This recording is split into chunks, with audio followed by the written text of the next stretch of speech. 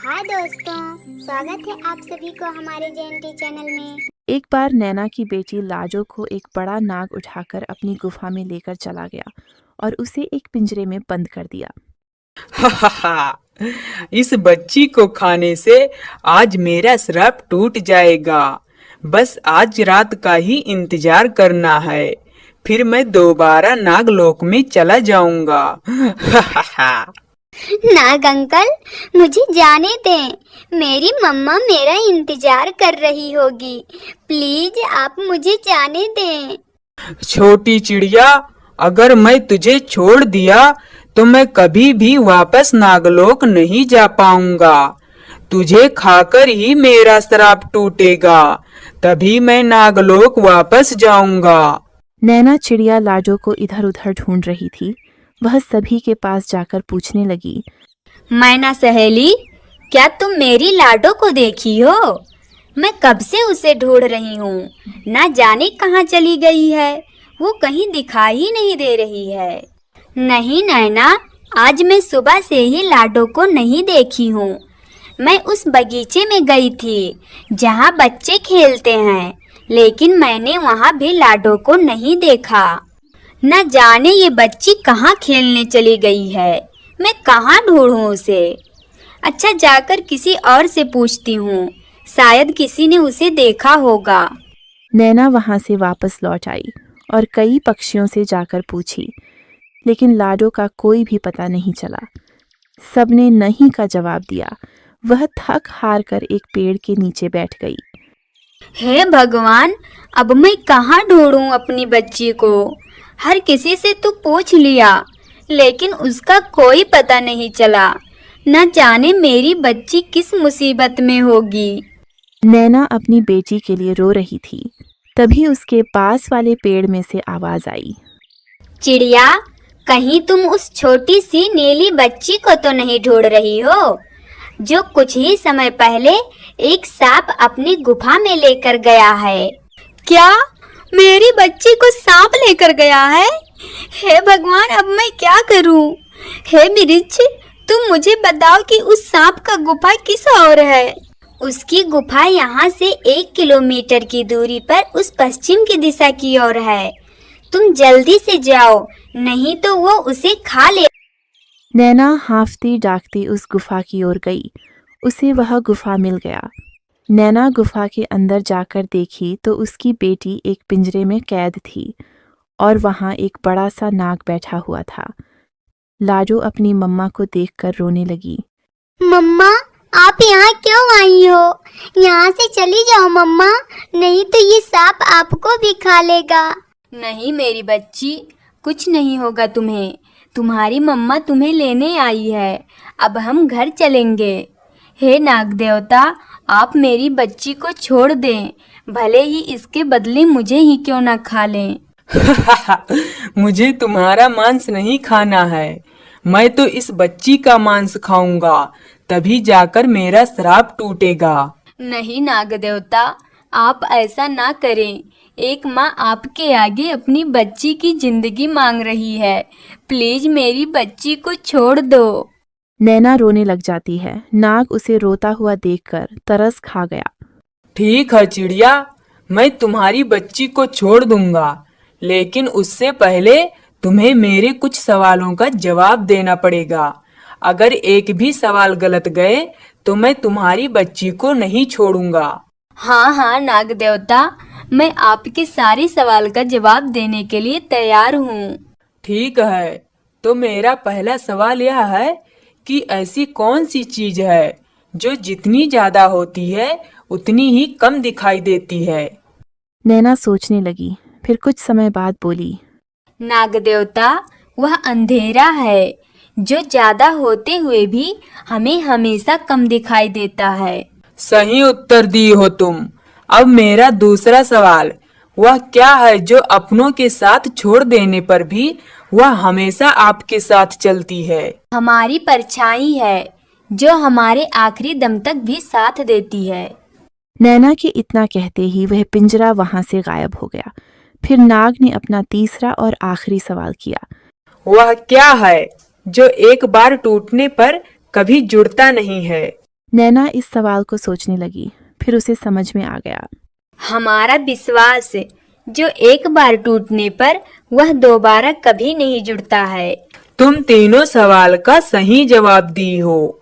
अब तुम्हारी बच्ची आजाद है, तुम उसे ले जा सकती हो।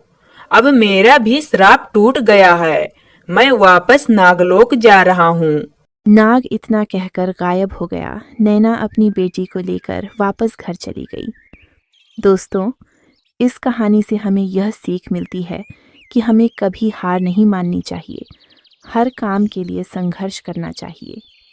आज लाडो का पहला जन्मदिन था।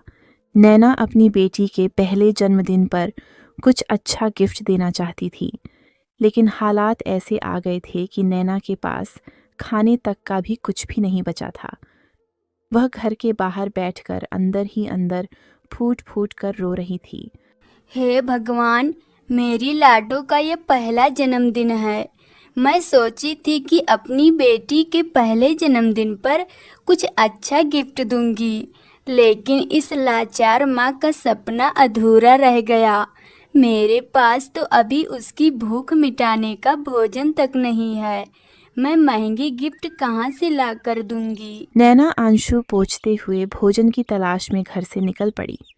वह कई जगह गई, लेकिन उसे कोई भी ऐसा पेड़ नहीं दिखाई दिया कि जिस पर एक भी फल लगे हुए हो। बेचारी नैना वापस अपने घर लौट आई। मम्मा, आज मेरा जन्मदिन है, क्या आप मेरे लिए तोहफा लाई हैं? मैं आपका कब से इंतजार कर रही हूँ। हाँ मेरी बच्ची, मैं जरूर तुम्हारे लिए गिफ्ट लाऊंगी। बस थोड़ी देर और इंतजार कर लो। मैं अपनी बेटी को बहुत सुंदर सा गिफ्ट दूंगी। लाडो को अपनी मम्मा पर पूरा भरोसा था कि उसकी मम्मा उसके लिए ज़रूर गिफ्ट लाएगी, लेकिन वह इस बात से अनजान थी कि नैना किस कठिनाई से गुजर रही है। नैना अपनी पुरानी सहेलियों के पास गई और उनसे मदद मांगी। मैना, मुझे कुछ पैसे दे दो। मेरे घर में खाने के लिए कुछ भी नहीं बचा है और आज मेरी बेटी का जन्मदिन भी है। मैना, मेरी मदद करो। नैना, मैं तुम्हारी तकलीफ समझ सकती हूँ, लेकिन इस समय मेरे भी हालात ऐसे हैं कि मैं खुद ही भूखी हूँ, तो मैं तुम्हारी मदद कैसे करूँगी? सहेली, मुझे माफ़ करना, मैं कुछ भी नहीं कर सकती। नैना दुखी होकर वापस लौट गई। फिर वह रूपा के घर गई और उससे भी मदद मांगी। नैना, तुम्हारी बेटी बहुत प्यारी है, लेकिन मेरे पास तुम्हें देने के लिए कुछ भी नहीं है। कई दिनों से मेरे पति को कोई काम नहीं मिल रहा है। मेरे घर में खाने के लिए कुछ भी नहीं बचा है, तो मैं तुम्हारी मदद कैसे कर सकती हूँ? तुम मुझे माफ़ करना। नैना को अपनी सहेलियों से कोई मदद नहीं मिली। वह वापस लौट गई और एक वीरान जगह पर बैठकर खुद को हार मानते हुए अपने आप को कोसने लगी। हे भगवान, मैं कैसी माँ हूँ जो अपनी बेटी को खुश नहीं रख सकती। मैं इतना लाचार हो गई हूँ। हे ऊपर वाले, मेरी मदद कर। नैना अपनी किस्मत को लेकर रो रही थी कि तभी उसे एक खतरनाक सेब का पेड़ याद आया, जिस पर एक बड़ा नाग अपना बसेरा बनाया हुआ था। नैना तुरंत उस पेड़ के पास गई। वह नाग उस पेड़ पर अपना फंड फैलाया बैठा हुआ था। हे भगवान, मैं कैसे उस पेड़ से सेब तोड़ूं? वह नाग तो पेड़ के ऊपर ही बैठा है। अगर मैं वहां गई तो वो मुझे डस लेगा, लेकिन मैं अपनी बेटी के लिए ये रिस्क जरूर उठाऊंगी। नैना हार नहीं मानी। वह हिम्मत करके उस पेड़ के पास गई। नाग पूर्व दिशा की ओर फंड फैलाए हवा पी रहा था। नैना धीरे से उसके पीछे की ओर गई और उसमें से एक सेब तोड़ी, लेकिन सेब तोड़ने की भनक नाग को लग गई। वह तुरंत अपना फंड नैना की ओर किया, लेकिन नैना जल्दी से एक सेब तोड़कर वहां से उड़ गई और अपने घर आ गई। लाडो अपनी मम्मा का बेसब्री से इंतजार कर रही थी। मम्मा, आप आ गई? मैं कब से आपका इंतजार कर रही थी। तोहफे में क्या लाई है मम्मा मेरे लिए? नैना बहुत दुखी होकर अपनी आंसू को छुपाते हुए बोली, बेटी, मैं तुम्हारे जन्मदिन के तोहफे पर तुम्हारी भूख मिटाने के लिए ये सेब और अपना ढेर सारा प्यार दे रही हूँ। इसके सिवा मेरे पास कुछ भी नहीं है तुम्हें देने के लिए। मम्मा, मुझे और कुछ भी नहीं चाहिए। आपका प्यार ही मेरा सबसे बड़ा तोहफा है। मुझे तो सिर्फ अपनी मम्मा का प्यार चाहिए। लाडो की बात सुनकर नैना के आंखों में आंसू झलक उठते हैं। वह लाडो को अपने पंखों में समेट ली। इस तरह नैना की बेटी का जन्मदिन बीत गया, लेकिन एक माँ का प्यार हर खुशी से बड़ा था।